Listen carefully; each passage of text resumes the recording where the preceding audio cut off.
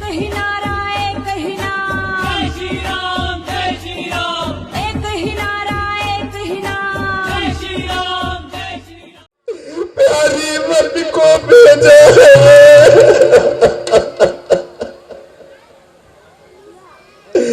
क्या कहने लगे प्राणनाथ?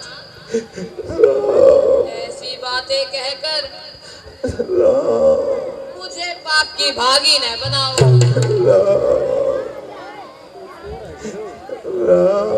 मुझे आसान से लेनी जुदाई राम की, पर तुम्हारे बिन कोई सूरत नहीं आराम की।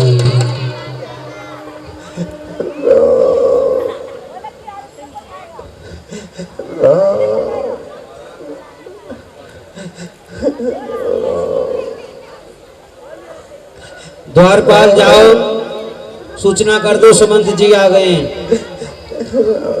सुमंत जी राजा दशरथ के पास जाने लगे।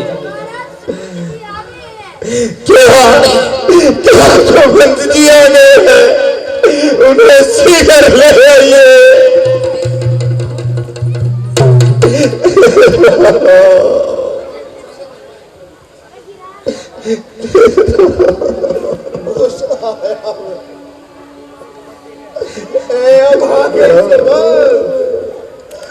तू चोर की तरह घुस आया। जब मारा पूछेंगे तो मैं उन्हें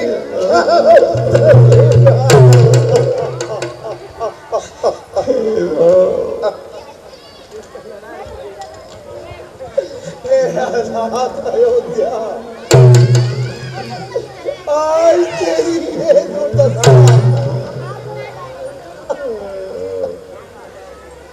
गली और दरबार सब सुने ही सुने हैं। अटारी महल और दरबार सब सुने ही सुने।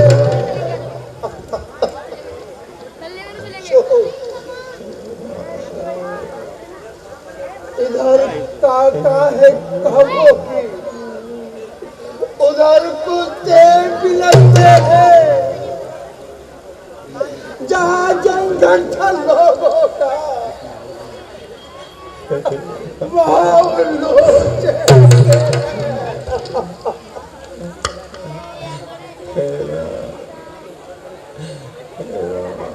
महाराज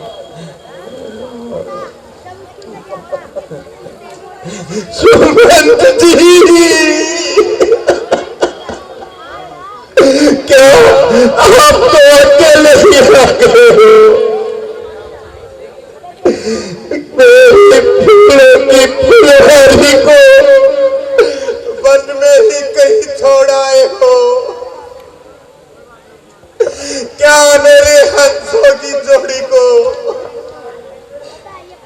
साथ में नहीं लाए हो?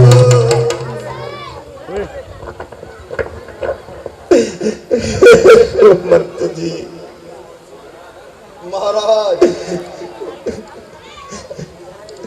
आप तो विद्वान हैं और ऊंच नीच को जानने वाले हैं। क्या आप नहीं जानते कि राम आपके वचनों को झूठा करके लौट कर वापस आने वाले नहीं है?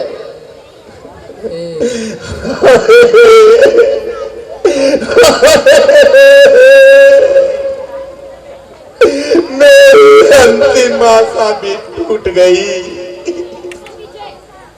अब मैं कदापि ना जी पाऊंगा। महाराज दुख सुख लाभ हानि सब धर्मों के अनुसार होता है। ज्ञानी मनुष्य सबको एक समान समझता है और अज्ञानी रोता है। विधाता की गति टाले नहीं टल ज्ञानी है जो संतुष्ट है ईश्वर की इच्छा में। अच्छा, यह तो बताओ कि मेरे राज दुलारों ने किस प्रकार वन गमन किया। महाराज, पहला पड़ाव तमसा नदी के तट पर डाला और वहां से अयोध्या वासियों को लौटाया। उसके बाद श्रृंगेरपुर में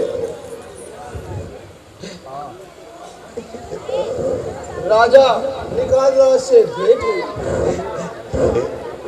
और राम ने बड़का दूध मंगवाया और अपनी जटाएं बढ़ाई। फिर जानकी सहित दोनों भाई मुझे छोड़कर गंगा के पार हो गए।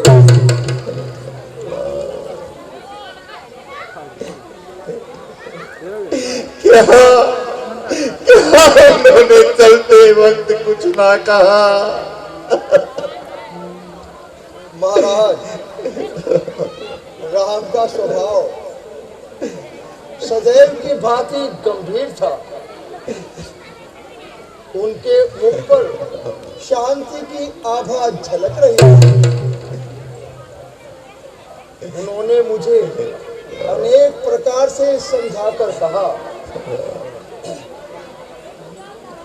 कि तार चरणों में पिताजी के नमस्कार मेरा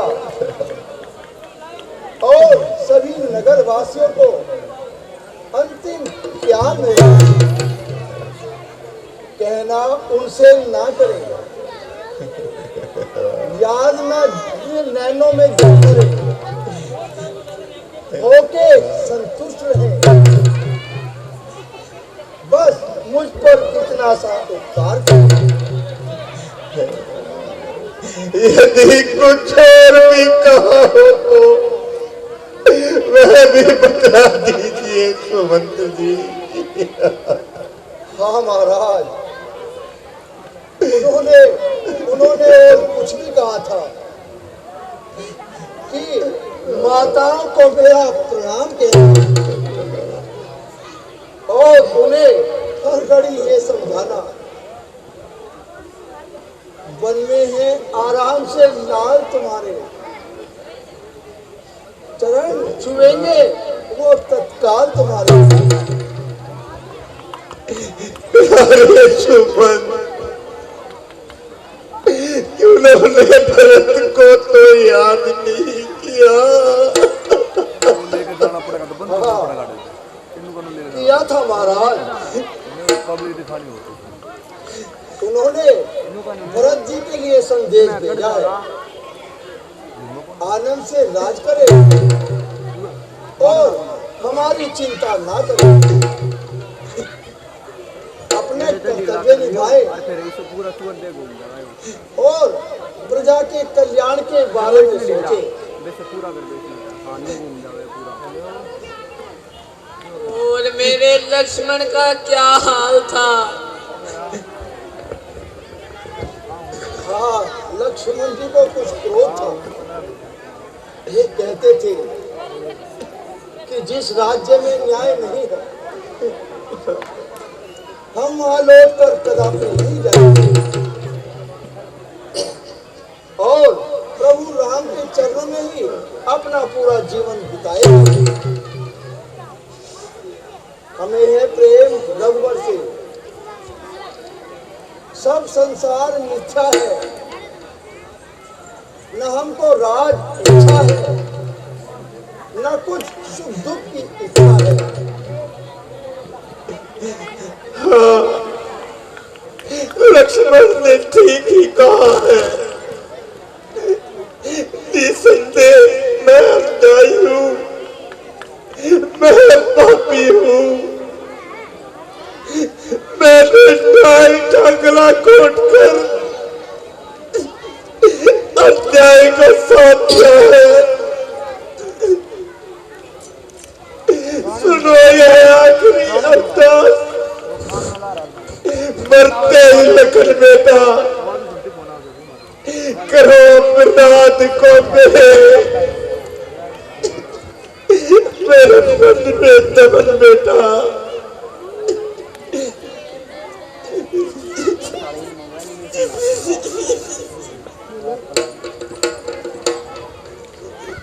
सुमंत जी, कुछ जानकी का भी वृतांत सुनाओ।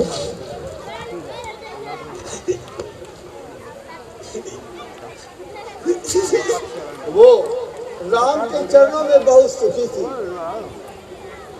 उन्होंने केवल इतना ही कहा है कि मेरा पतिव्रत धर्म श्री राम जी के साथ है, इसलिए अयोध्या लौट जाना मेरे लिए असंभव सी बात है।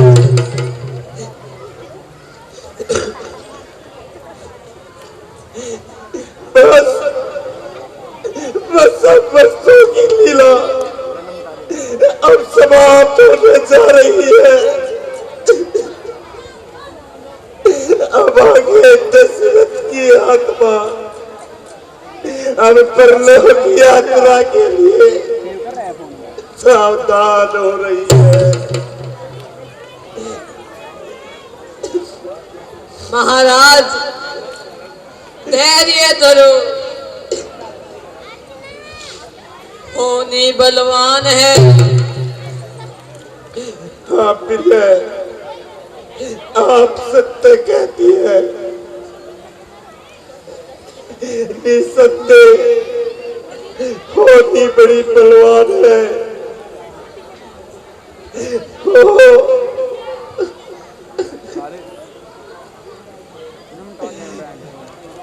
मुझे श्रवण कुमार के अंधे माता पिता ने यह श्राप दिया था कि हमारी तरह तुम भी संतान के वियोग में आकर अपनी जान दोगे। हे प्यारी, मैं चला, मेरा दम निकला।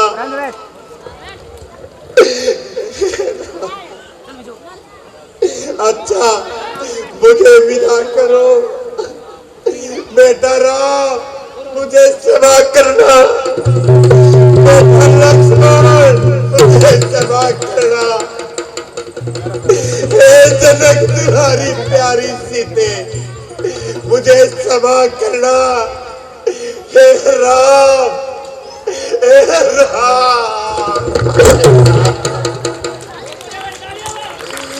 हेलो हेलो, आए दशरथ, आए दशरथ,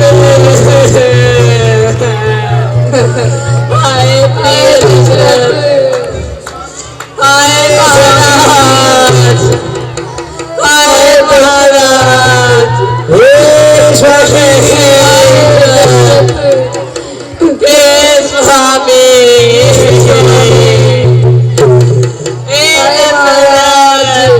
इधर राजा दशरथ का मरण हो गया। राम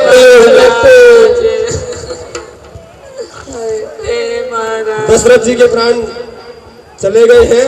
रानियां विलाप कर रही हैं और अभी